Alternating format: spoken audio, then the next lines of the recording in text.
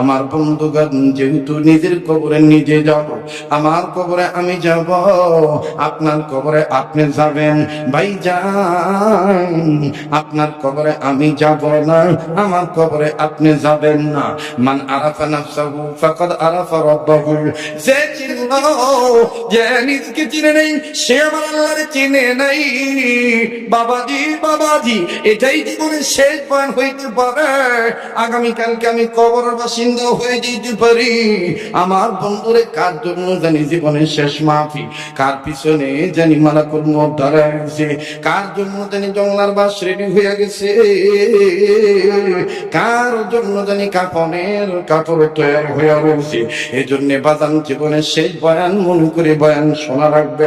সাহাবী আনাস রাদিয়াল্লাহু তাআলা মুখটা যখন শুকনা দেখলেন, মা ডাক দিয়ে কয়, পুত্রে, তোর মুখটা কেন শুকনা দেখা যায়? এ বাবা, তুমি কি আজকে খানা খাও নাই? বাবা, তুমি কি খানা খাও নাই? আনাস রাদিয়াল্লাহু তাআলা চিন্তা করলেন, আমার মা আমার জিজ্ঞেস করেছে আমি খাইছি কি খাই নাই। এখন যদি আমি আমার মাকে জবাব দিয়ে আমি খাই নাই, আমার মা আমাকে বলবে, আনাস রে, তুই না নবীজির দরবার থেকে আসলি, কেমন নবীর দরবারে থাকো, তোমার নবী কি তোমারে খানা খাওয়ায় নাই? তাই বলি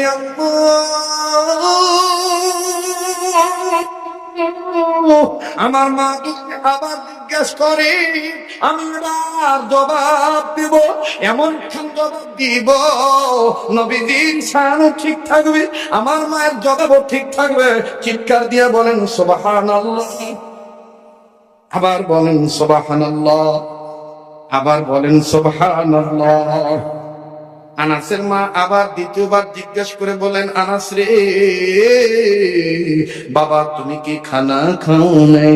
মুসলমান ভাই লক্ষ্য করে শুনবেন। আনাস ডাক দিয়ে বললেন, মা গো, নবী খাইলে আমি খাই, নবী না খাইলে আমি না খাই। দেখছেন নি কি বুদ্ধিমত্তার পরিচয়? আল্লাহু আকবার। ডাক দিয়ে কয়, নবী খাইলে আমি খাই, নবী না খাইলে আমি না খাইয়া থাকি। আনাস রাদিয়াল্লাহু তাআলা মা বুঝতে পারলেন যে নবী না খেয়ে আছে বিদায় আমার বাচ্চাটাও না খেয়ে আছে। জবাব পাইয়া গেছি। জ্ঞানী মানুষের জন্য ইশারায় যথেষ্ট কথা বলেন, ঠিক না বেঠি? এবার আনাস মা ডাকতে বলেন, আনাস রে,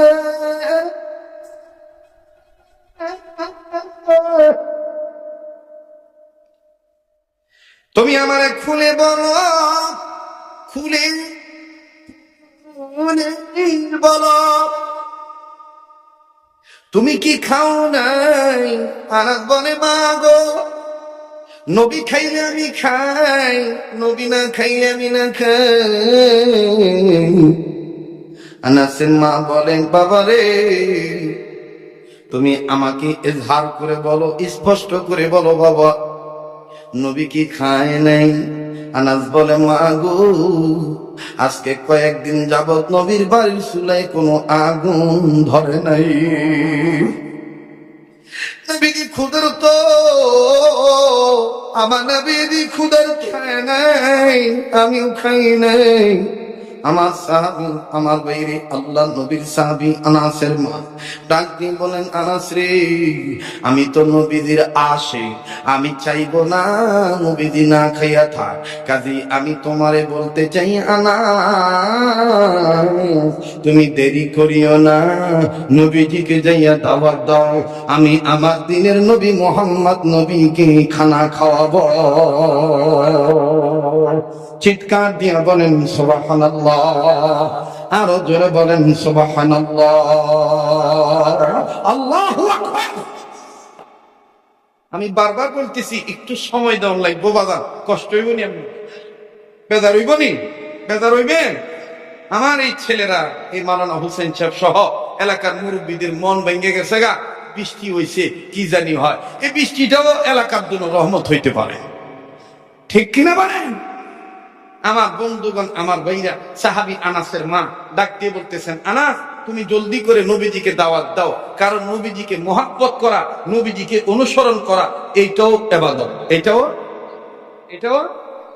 সাহায্য চাই। সুবহানাল্লাহ বলে।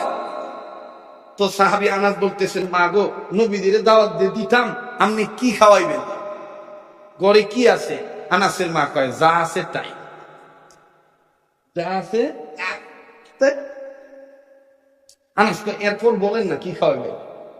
থোড়া আটা আছে আর ছোট্ট একটা বকরির বাচ্চা আছে, আটা গলাইয়া রুটি বানামু আর গোস্ত ভুনা কইরা নবীর সামনে দিব। যাও, জলদি যাও, নবীকে দাওয়াত দাও। আনাস এটা শুনিয়া খুশি হইয়া দৌড় মাইরা নবীদের কাছে চলে দিতেছে, আবার পিছে পিছে ফিরে ফিরে যায়। মায় আবার কিছু কয়নি। আনাস রাদিয়াল্লাহু তাআলা পিছনের দিকে নজর করে দেখে মা আকাশের দিকে তাকাইয়া কার লগে জানি কথা কয়। সুবহানাল্লাহ কইবেন। আনাস কয়, মাহবুব, ঘরে আর কেউ নেই, আমি আর আমার মা ছিলাম, মায়ের একটা নবীর কাছে যাইতেছি দাওয়াত দিতে, কিন্তু মা আমারে দাওয়াত দিতে পাঠাইয়া কি জানি কইতেছে আপনার আকাশের দিকে তাকাইয়া। হযরত আনাস ব্রেক করিয়া কানটা একটু ফাঁক করিয়া ভালো করে শুনতেছে, দেখি তো মা কি কয়। মা আকাশের দিকে তাকায়, আল্লাহ আল্লাহ, মানে ইশারায় বলতেছে। হযরত আনাস বলতেছে, ঘটনা কি? আমার মা আল্লাহর সাথে এইভাবে ইশারায় কথা কয় কে? সুবহানাল্লাহ করবেন না? খুব মজার ব্যাপার। সময় যত লাগবে খালি দেখবেন। আল্লাহু আকবার বলেন। আপনাদের যেমন খিদা থাকবো, তেমন আমার জবান দিয়ে আল্লাহ তাআলা ওই রকম মজার খাদ্য আল্লাহ বাইর করে দিন। যেমন খিদা তেমন, যেমন খিদা তেমন মজা। আপনাদের যেমন চাহাত থাকবো, আল্লাহ আমার দিলের মধ্যে ওই রকম কথাগুলি ঢেলে দিবে। আর আপনাদের যদি ওই রকম আগ্রহ না থাকে, আল্লাহ দিব না। ঠিক কিনা বলেন? এই জন্য হাদিসের মধ্যে সাহাবায়ে কেরাম রাসূল সাল্লাল্লাহু আলাইহি ওয়াসাল্লাম বলেন, হাদিসের মধ্যে আসছে, সাহাবায়ে কেরাম রাসূলকে প্রশ্ন করছেন, ইয়া রাসূলুল্লাহ, হেদায়েত পাইবো কারা? নবীজি উত্তর দিয়েছে, চাইবো যারা। হেদায়েত পাইবো কারা? চাইবো যারা। যারা চাইবো তারা পাইবো। সুবহানাল্লাহ খান। মুহতারাম হাজিরিন, হযরত আনাস চলে গেছেন নবীজির কাছে। ইয়া রাসূলুল্লাহ, ইয়া রাসূলুল্লাহ, আমার মা আপনার দাওয়াত দিয়েছে। সুবহানাল্লাহ কইবেন না? নবীজি ডাক দিয়ে কয়, কবুল করলাম, কবুল করলাম, কবুল করলাম। তবে রে আনাস রে, শর্ত হইল আমি দিনের বেলায় যাব না, সন্ধ্যার পরে পূর্ণিমার চাঁদ যখন আকাশে উঠবে রাত্রিকালীন অবস্থায় যাব। আনাস বললেন, নবীজি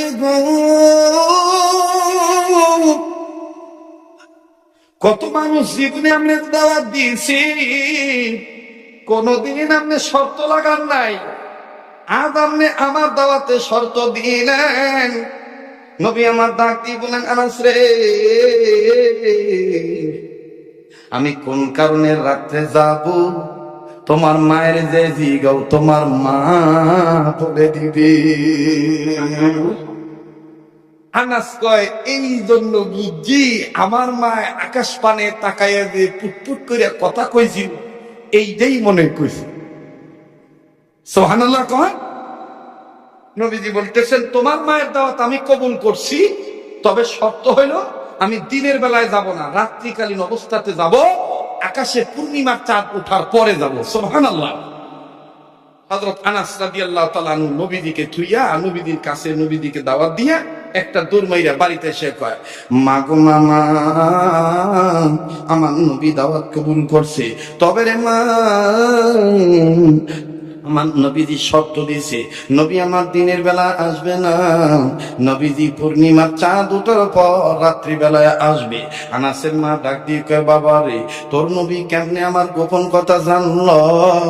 কারণ আমি এই কথা তো একমাত্র আমার আল্লাহ রে বলেছি। আনাস বললেন, মা গো, আপনি কি বলেছেন? মা একটু খুলে বলেন। আনাসের মা ডাক দিয়ে বলেন, আনাস রে, আগে তুই জবাব দে, তোর নবী আমাদের নবী কি গায়েব জানে? আনাস বলেন, মা গো, না না না, গায়েবের মালিক একমাত্র আল্লাহ। আপনারা বলেন গায়েবের মালিক কে? আবার বলেন গায়েবের মালিককে? আনাস বললেন, মা গো, গায়েবের মালিক নবী নয়, গায়েবের মালিক হলেন আল্লাহ। তবে গো মা, এটাও সত্য, যদি আমার আল্লাহ দয়া মায়া করে নবীর গায়েব জানাই, তাইলে আমার নবী গায়েব জানে, কেউ ঠেকায় রাখতে পারে না। কতক্ষণ ঠিক না ঠিক? এ মা, তুমি কি বলেছো? মা তুমি বলো তো দেখি। মা, আনাসের মা ডাক দিয়ে বলেন, আনাস রে, আমি নবীকে দুই কারণে দাওয়াত দিয়েছি, আর এই দুটো কথা আমি আল্লাহকে জানাইছি, দুনিয়ার কোন মানুষকে জানাই নেই, এমনকি তোরেও জানাই নেই, এমনকি আমার বাড়ির কাউরে জানাই নাই, দাওয়াত দিয়েছি। আনাস বললেন, মা গো, দুই কারণ কি কি বলেন তো দেখি। আনাসের মা ডাক দিয়ে বলেন, আনাস রে, এক নম্বর কারণ হইল আমার আর ভাল লাগে না, আমার আর ভাল লাগে না তুই গরিব থাক, এটা আর আমি চাই না। আমি জেনেছি, আমি বুঝেছি, আমি মেনেছি, আমি শুনেছি আল্লাহ নবীর দোয়া আল্লাহ কবুল করবে। এই জন্য আমি মায়ের তামান্না হইল আমার নবীকে আমার বাড়িতে দাওয়াত দিয়ে আনিয়া আমার নবীকে আমি বলবো, নবীজি গো, আমার আনাসের জন্য একটু দোয়া করেন। আমনে আল্লাহ যেন আমার আনাসের ধনী বানায় দেয়। আরে আমার নবী যখন তোর জন্য ধনী হওয়ার জন্য দোয়া করবে, আরশের মালিক আল্লাহ কবুল করবে।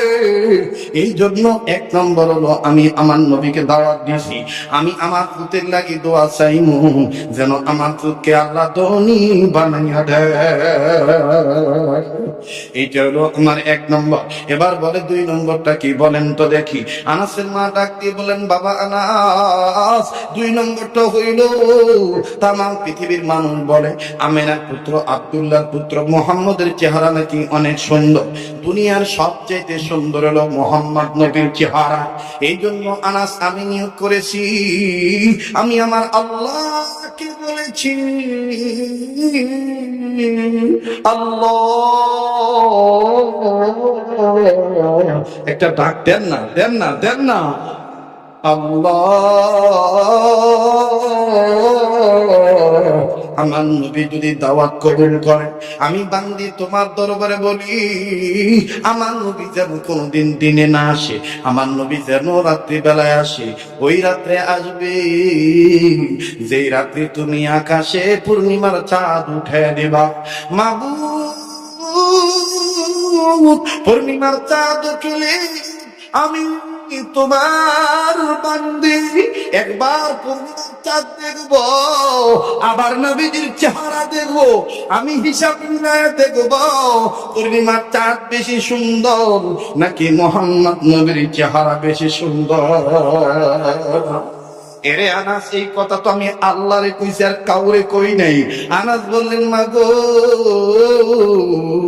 আমার আল্লাহ তার হাবিবের কাছে এই গোপন কথা ওপেন কইরা দিছে। আমার নবীজি জানছে, আমার নবী বলছেন, আমার নবী দিনের বেলা আসবে না, রাত্রিকালীন অবস্থায় আসবে, যখন পূর্ণিমার চাঁদ আকাশে উঠবে। এইবার সাহাবী আনাসের মা ডাক দিয়ে বলেন, আনাস রে, তাইলে দেরি করার দরকার নাই, জলদি করে ঘরের বিছানা রেডি করি, আমার নবী চলে আসবে, সূর্য ডুবে যাবে, পূর্ণিমার চাঁদ আকাশে উঠবে। এবার বন্ধুরে লম্বা কথা সংক্ষেপ করে দিলাম, আল্লাহর নবী যখন পূর্ণিমার চাঁদ উঠল, এবার আল্লাহর নবী রওনা দিবেন। আনাসের মা ডাক দিয়ে বলেন, আনাস রে, আমার নবী রওনা দিবে যখন আমরা বুঝবো কেমনে, তুমি বুঝবা কেমনে? আনাস ডাক দিয়ে বলেন, মা গো, আল্লাহর নবী যখন রওনা দিবে আমি আনাস বুঝতে পারবো আমার নবীজি রওনা দিছে। এ বন্ধু, সাহাবী আনাস রাদিয়াল্লাহু তাআলা যখন নজর করে দেখলেন আকাশ পানে পূর্ণিমার চাঁদ দেখা যায়, সাহাবী আনাস মায়ের ডাক দিয়ে কয়, মা গো, আমার নবী রওনা দিয়েছে। সাহাবী আনাসের মা ডাক দিয়ে বলেন, আনাস রে, নবীজি রওনা দিয়েছে, নবীজিকে দেখা যায়। আনাস বলে, আপনি খেয়াল করে দেখেন। এবার সাহাবী আনাসের মা নজর করে দেখে, নবীজি আসতেছে, সাথে আরো কি সুন্দর আলো আলো দেখা যায়, আলো আলো দেখা যায়, কি সুন্দর আলো আলো দেখা যায়। সাহাবী আনাসের মা ডাক দিয়ে বলেন, আনাস রে, ওই তো ইতিম নবী আসতেছে। এবার আনাসের মা ডাক দিয়ে কয়, আনাস রে, আমি তোর ঘাড়ের উপর থুতুনিটা রাখবো, আমি তোর ঘাড়ের উপর আমার থুতুনিটা রাখবো, ক্যামেরার মতন আমি আমার থুতুনিটা ফিট করবো। একবার আমি নবীর চেহারা দেখবো, আবার আমি পূর্ণিমার চাঁদ দেখবো, তুই আমার সামনে দাঁড়া। এবার সাহাবী আনাস দাঁড়াইলেন, আমার বন্ধুরে মান সাহাবী আনাসের এইরকম ঘাড়ের উপরে গর্দানটা চেহারাটা রাখলেন। নবীজির চেহারা বারবার দেখে, আবার বারবার আকাশের পূর্ণিমার চাঁদ দেখে। আনাস ডাক দিয়ে বলেন, মা গো, আপনি পূর্ণিমার চাঁদ দেখতেছেন, নবীজির চেহারা দেখতেছেন। ও মা, আপনি কি রিজাল্ট পাইলেন বলেন? আনাসের মা ডাক দিয়ে বলে, আরে আল্লাহর কসম করে বলি, পূর্ণিমার চাঁদের গায়ে দাগ আছে, আমার নবীদের চেহারায় কোন দাগ নাই। চিৎকার দিয়া বলেন সুবহানাল্লাহ।